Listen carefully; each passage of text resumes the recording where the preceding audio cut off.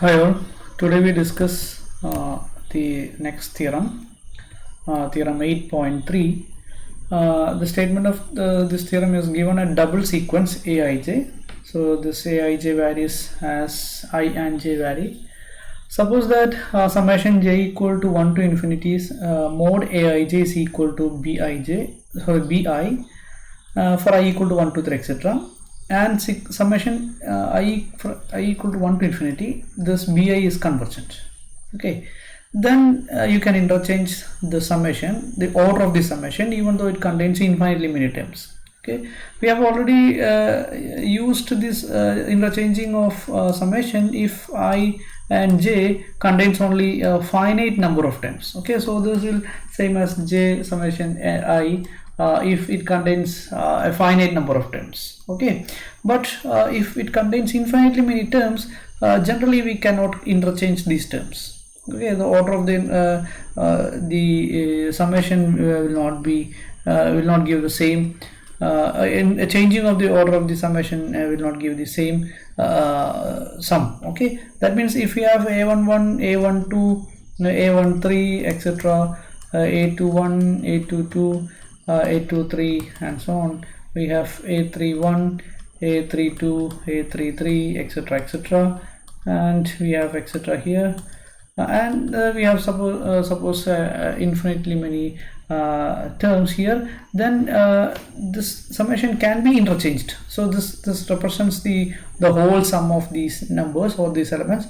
So this can be interchanged if we have if j is equal to 1 2 3 etc infinity. That means if j varies, then this sum, if we take the first sum, summation j is equal to 1 to infinity mod aij. So if we sum up all these moduli a11 plus modulus a12 plus modulus a13 etc, and we denote the whole sum as b1. Similarly, you sum up all these moduli, taking these moduli and sum up all this and denote that by b2 etc. Then you consider this sum. Okay, b1 plus b2 plus etc, and if this is some b, okay, it converges, this whole sum is, this infinite sum is converges to some b, and in that case you can interchange the summation as well. Okay, so even though it contains infinitely many terms, that is what we have to prove in this theorem. So to prove this theorem, we start with a countable set. We start with a subset of real numbers, it consisting of a certain points, say x0, x1, x2 etc. We choose an arbitrary set. You can choose any set with this property, contains x0, x1, x2 etc, and with the property that, suppose is a set with these points, with the property that limit n tends to infinity, or we can write n tends to infinity here, n tends to infinity, xn is equal to x0. That means xn tends to x0 as n tends to infinity. For example, you can choose this e as 1 by n. Okay, 0 or 1 for example. Okay, 1 1 by 2, 1 by 3 etc. Then you can get this required condition as well. Okay, so using these points, we define some functions fi of x0. Okay, so fi is a function such that fi of x0 is equal to, of course this fi are defined from e to real numbers. Okay, so these are functions defined on e. Fi of x0, the image of fi, image of x0 under this fi is summation j is equal to 1 to infinity aij. Okay, so this is possible because we have assumed that the sum is finite, and that is bi. That means this is absolutely convergent. Mode aij is convergent, therefore it is convergent. So it converges to some other number. It need not be bi. This is the absolute sum, and the whole sum is defined as fi of x naught. That quantity is denoted as the image of x naught. Okay, and we define this fi at the rest of the points. What is fi of xn? Okay, fi of xn is summation j is equal to 1 to n, okay, aij. Okay, this is true for every I comma n. Okay, for all I and n from 1 to 3, etc. Okay, so this is for every I is equal to 1 to 3, etc. So we have we have defined fi at every point of this E. Okay, what is this fi of xn? Fi of xn is defined as the first sum of first 10 terms of this. That means the sequence of partial sum of this bi. Okay, b1 not bi, the corresponding bi is actually the absolute sum. So these are the partial sum of the series. Okay, so this defines the sequence of functions fi on E with a common domain. Okay, and finally we define g of x. Okay, g of x is defined for all x belongs to E. For every x we define a new function g of x. This is summation I equal to 1 to infinity fi of x. Okay, that means what is g of x naught? That is summation I equal to 1 to infinity fi of x naught. Okay, similarly you can define g on E. So these functions are fi and g are defined on a common domain E. Okay, now you observe this we can show that each fi is continuous. Okay, so this each fi is continuous. Why this fi is continuous? We can say that this fi is continuous because we can choose only one path. As xn tends to x naught, we can prove that fi of xn. What is fi of xn? That is summation j is equal to 1 to n aij. Okay, as xn tends to x naught, as the xn tends to x naught is equivalent to taking limit n tends to infinity. Okay, so limit n tends to infinity, this will be limit n tends to infinity, this one. So that will be same as our fi of x naught. So that is limit j equal to 1 to infinity aij. So which implies each fi is continuous on E. Okay, or at least we can write at least at x naught. So this is enough. So each fi is continuous at x naught. Okay, and we have mod fi of x. What is mod fi of x? This mod fi of x is mod fi of any x. Okay, mod fi of any x is less than or equal to, what is this? In fact, this is the definition. The definition is mod fi of x is modulus of summation j equal to 1 to n aij.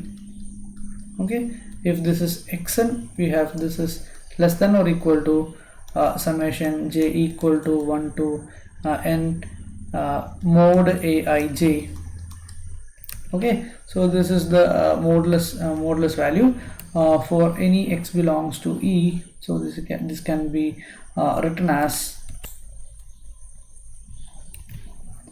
less than or equal to summation j equal to 1 to infinity mod aij, that is equal to bi.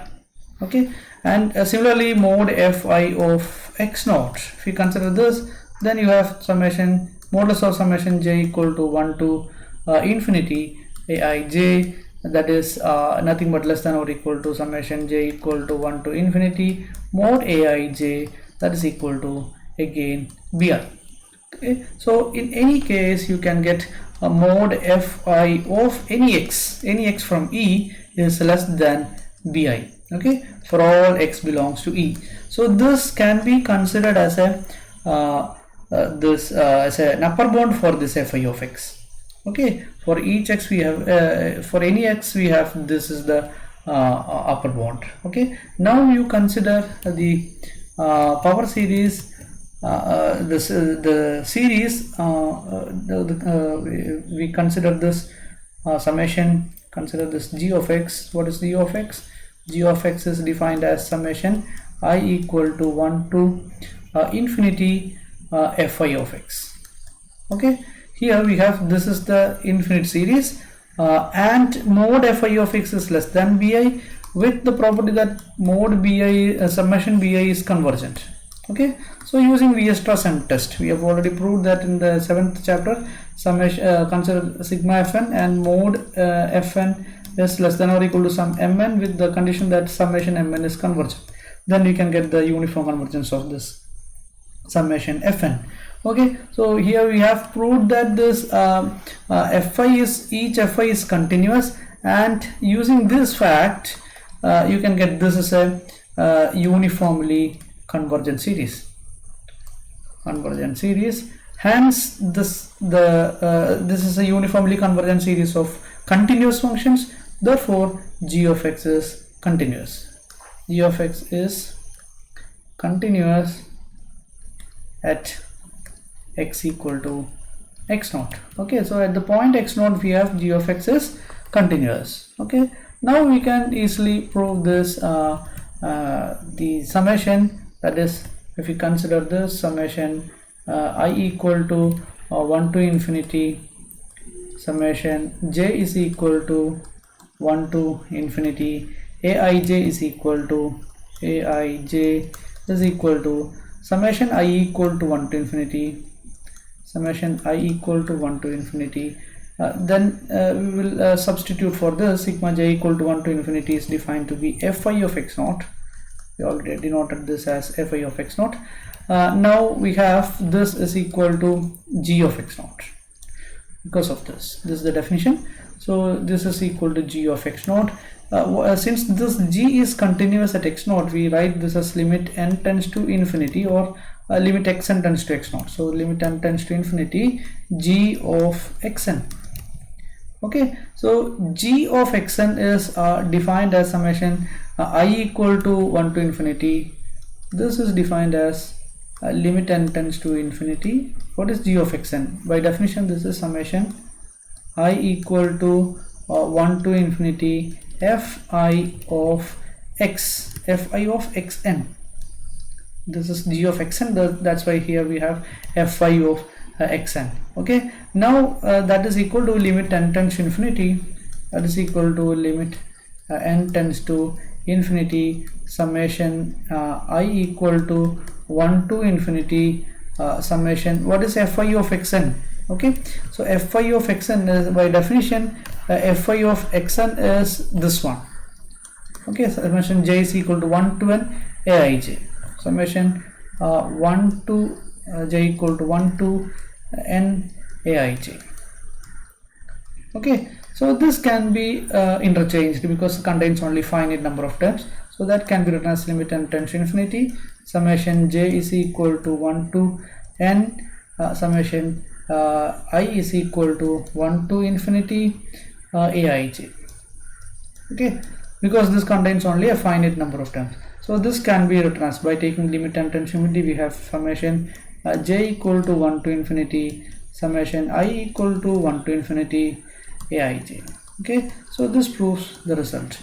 The summation I equal to 1 to infinity summation j equal to 1 to infinity, same as summation j equal to 1 to infinity summation I equal to 1 to infinity aij. Okay, so this proves proves theorem theorem 8.3. Next we prove theorem 8.4. This theorem says that if we have a power series at x equal to 0 and its radius of convergence is minus r to r, then if you choose any point a in between this minus r and r, then the same function, the same power series can be represented in terms of x minus a. Okay, this is x minus a raised to n. That is this theorem. That is f of x equal to sigma n equal to 0 to infinity cn x raised to n, and series converging in mod x less than r. That means the r is the radius of convergence. If we choose an a from minus r to r, then this f can be expanded in a power series about the point x equal to a. That means in terms of x minus a, or the ascending powers of x minus a. Okay, the important thing is this is the region of x, the existence of this power series, or this region, the valid region of this power series. Okay, that means if this is a, then you can consider that the distance between if you consider this mode a, this is the mode, this distance is mode a, and choose the minimum distance from this r or minus r. So this is the interval of its r minus, consider r minus mode a, and if we choose any x in between this interval, that means the starting from this this a, and choose any x in between this, that is mod x minus a less than r minus mod a. If we choose any such interval, then any such x from this interval, then this f of x, this expression is valid. Okay, so this is we have to prove. So to prove this, we start with f of x. What is f of x? F of x equal to summation c n equal to 0 to infinity cn x raised to n. Okay, now this can be written as summation n equal to 0 to infinity cn x minus a plus a whole raised to n. I can insert a minus a and a plus a. Okay, so how will you expand this? This is, in fact, this is the what is the meaning of this this expression? That is nothing but this using this binomial expansion, you can expand this bracket. Okay, so that is summation n equal to 0 to infinity cn, and how will you write this one? That is summation m equal to 0 to n this n c m, okay, a raised to n minus m x minus a raised to m. Okay, so this is the binomial expansion of this. Okay, now you consider this binomial expansion. I'll write it explicitly. What is our f of x? F of x equal to c0 plus c1 x plus c2 x square plus c3 x cube plus etc. This is the summation here, and now consider each term c0. Okay, c0, we write c0 as itself, and consider the second term c1x. We write c1x as c1 times x minus a plus a, and we write this c1x as c1 times a plus c1 times x minus a. Okay, and similarly we write c2x. What is c2x? c2x square. c2x square can be written as c2 times x minus a plus a whole square. So we write using binomial expansion, this is c2 times what is x minus a plus a whole square. Okay, so that this summation stands for that sum. That is nothing but a square, that is 2c0 a square plus 2c1 a into x minus a plus 2c2 x minus a whole square. Okay, similarly you write c3 x cube, that is c3 times x minus a plus a whole cube. So that is c3 times, by expanding this using binomial expansion, that will be 3c0 a cube plus 3c1 a square times x minus a plus 3c2 times a times x minus a whole square plus 3c3 times x minus a whole cube. Okay, so this is the binomial expansion of third term. So when you sum up all this, you can get this expression. So this stands for this sum, c0 plus c1 times a plus c1 times x minus a, and so on. Okay, when you so we if we rewrite these things in order, then we have C naught here and C naught here, and I will write C1x. C1x is C1x can be written as the final expression is C1a plus C1x minus a, and I will write C2x square. C2x square is this C2 times 2C0 times a square plus C2 times 2C1 times a into x minus a plus C2 times 2C2 x minus a whole square.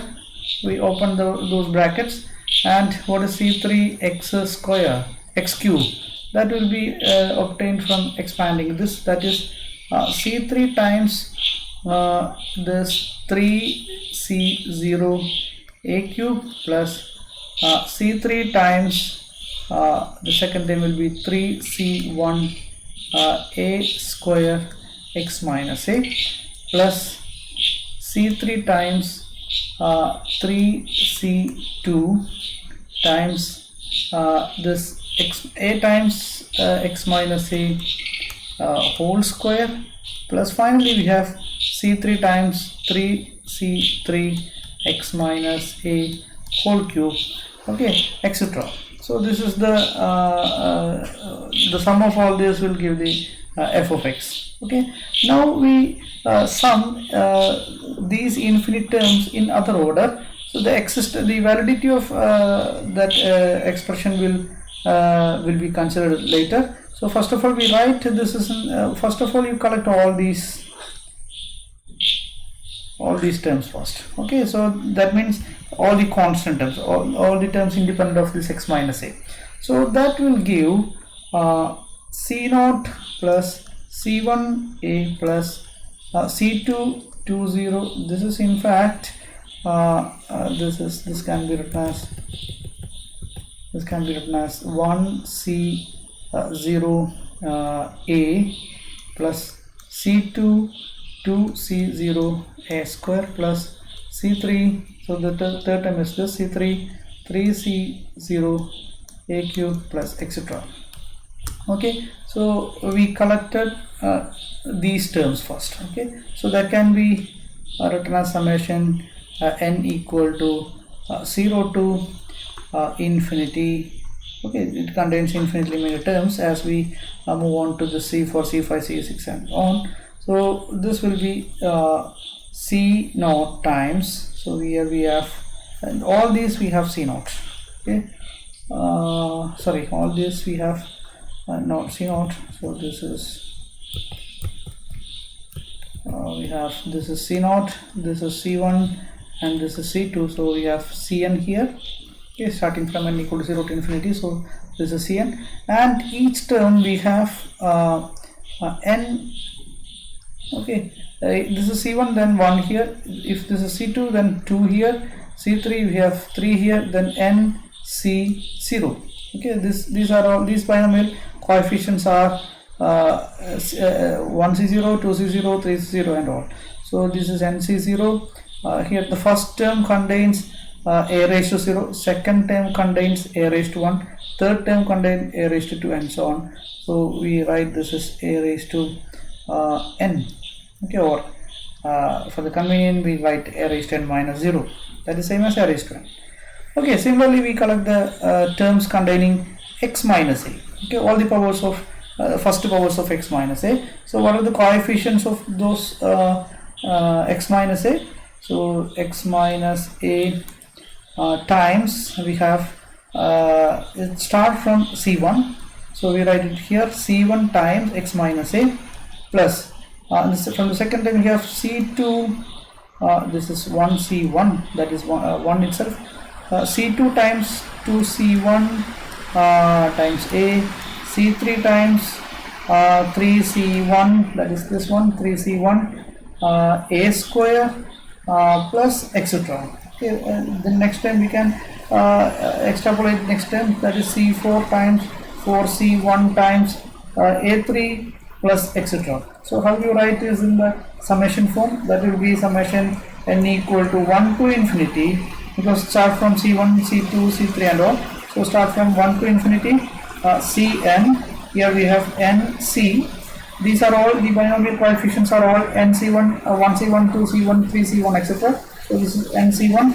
This is a to the power. The first term contains a raised to 0. Okay. And second term contains a raised to 1. Okay. Here we have 2. Then this will be 2 minus 1. Since this is 3, this will be 3 minus 1, and so on. So we write this is n minus 1. Okay. So this is the coefficient of x minus a. Okay. So this times x minus a will give the sum of the second terms from all these. Okay. Now how will you write the next term? That will be the third terms. Starting from here. So this start from c2. That is c2 times. Here we have 2c2. There is no a. And from the next term we have c3 times 3c3. This is c3. Here we have a. This is c2, and we have we are collecting the coefficient of x minus a whole square. So the next term we can extrapolate the next term. So that will be c4 times. Here we have we have a here, and the next term will be c4. This is 3c2. Divided as 3c2, and c4 times 4c2 a square plus etc. So we write this as summation n equal to 2 to. So start from c2, c3 and so on. So 2 to infinity cn nc, all the binomial coefficients end up with 2. So nc2 a raised to the first term, since this is 2, then a raised to 2 minus 2 here. Since if this is 3, then this is a, that is this is 3 minus 1 and 3 minus 2 and so on. So we write it as a raised to n minus this 2. Okay. The third term contains power of a, fourth term contains power of 2 and so on. Okay. So this is the coefficient of x minus a whole square. So how will you write this f of x? So f of x takes the form, the first term will be summation n equal to 0 to infinity cn nc0 a raised to n minus 0. This is the first term. It is independent of x minus a. These are the coefficient of x minus a. So we write that times x minus a, that is summation n equal to 1 to infinity cn nc1 a raised to n minus 1, plus the second term, the coefficient of x minus a whole square is this one. So this times x minus a whole square plus etc. So that will be summation n equal to 2 to infinity cn nc2 a raised to n minus 2 and so on. Okay. Now this f of x takes the form. We use again use the summation. Summation starts from m equal to 0 to infinity something into x minus a raised to m. That means if m equal to 0, we write the coefficient of x minus a whole raised to 0. If m is equal to 1, here we put the coefficient of x minus a raised to 1 and so on. So what is the coefficient of x minus a raised to m? Okay. If this is power 1, then this n start from 1 to infinity. Okay. If this is the coefficient of 2, start from n equal to 2 to infinity and so on. So if the coefficient of x minus a raised to m will be summation n equal to n starts from m. Okay. If this is 1, then it start from 1. The power of 2, if x minus a whole square, then the coefficient starts from n equal to 2 to infinity. So the coefficient of x minus a raised to m starts from m to infinity. Here we have cn nc. The power of 2, here we have the binomial coefficient is 2. So we write m here, and the a to the power n minus, here we have 2, then this is 2, here 1, then this is 1, here we have 0, then this is 0. So here we have m, then this will be m.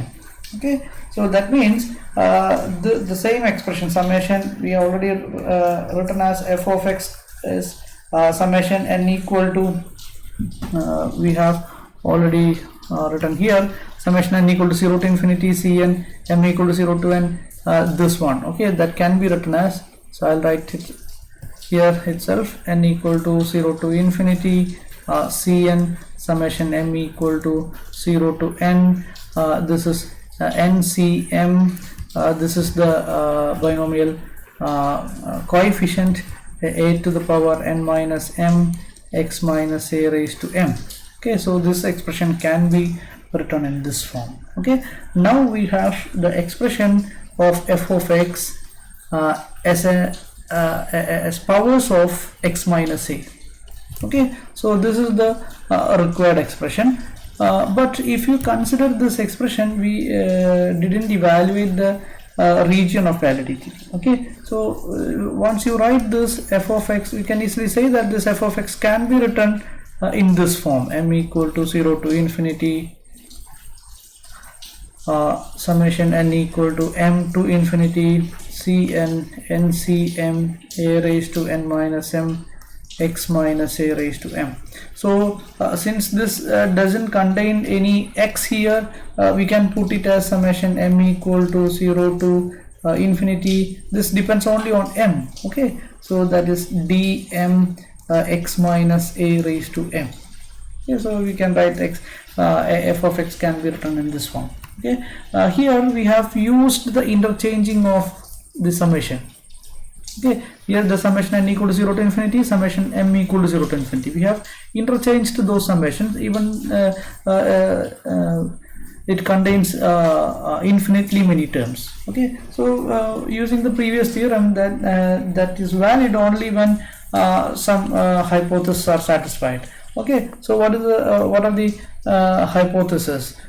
We need to get the convergence of that, the absolute convergence of this series. Okay, if you consider since this is we write it as summation n equal to 0 to infinity summation m equal to 0 to n cn ncm a raised to n minus m x minus a raised to m. So this is in fact this expression. The cn can be taken inside because this summation, inner summation, depends only on m. So in order to interchange the sum, this summations, this should be absolutely convergent. Okay, that means that should be absolutely convergent. That is absolutely convergent means that this quantity should be less than r. Okay, so that means this is absolutely convergent means we need to verify the convergence of this one, 0 infinity summation m equal to 0 to n mod cn mod ncm, these are positive quantities anyway, mod this can be written as modulus of a raised to n minus m modulus of x minus a raised to m. Okay, so this should be convergent, then only you can interchange those summations. Okay, so this is convergent. This is nothing but by considering this is, you can rewrite this as sigma n equal to 0 to infinity by taking mod cn out, then the remaining will be mod x minus a plus mod a whole raised to m. Okay, summation m equal to 0 to sorry, we can write it as whole raised to n. Okay, that means this can be by taking this mod cn out, then the remaining sum will be nothing but modulus of x minus a plus modulus of a whole raised to n. So that is nothing but the binomial expansion. So this is valid or this is convergent if only if this mod x minus a plus mod a is less than r. Okay, because we know that this is the sigma n equal to 0 to infinity cn x raised to n is absolutely convergent if that x or mod x is less than r. Okay, so modulus of this should be less than r, then only we can expect the convergence of this. That means the convergence of this one. Then only you can interchange these two summations in order to so that we can get this one. Okay, so this is the required condition for getting f of x in this manner. Okay, so we write f of x can be written as summation m equal to 0 to infinity this, that is this bracket, summation n equal to m to infinity cn n cm a raised to n minus n. You need not worry about these things. This can be replaced by some dm x minus a raised to m. This f of x can be written in this manner only when this happens. Okay, that means mod x minus a, since this is positive, you need not worry about these two, this modulus x minus a plus mod a should be less than r. Equivalently, mod x minus a less than r minus mod a. So this is the required condition to get the convergence of this one. So so that we can the convergence of this series, then you can interchange this limit and hence we can get f of x as this manner. Okay, so you can simply you can write this as m equal to 0 to infinity dm x minus a raised to m. Okay, now how will you find out this dm? Okay, this dm using theorem 8.1 you can easily find out dm. Dm is obtained by fn of a divided by fm of a divided by m factorial. Okay, so this is, we already discussed this thing in how will you get this dm in theorem 8.1 itself. Okay, so we write this f of x can be written as summation m equal to 0 to infinity fm of a divided by m factorial into x minus a raised to m whenever mod x minus a less than r minus mod a. Okay, so this proves theorem 8.4 as well. Okay, that means the same function f of x can be expanded about any point a in between its interval of convergence. Okay, so using this theorem we will prove an interesting result in real analysis that is same as the identity theorem in complex analysis. Okay, thank you.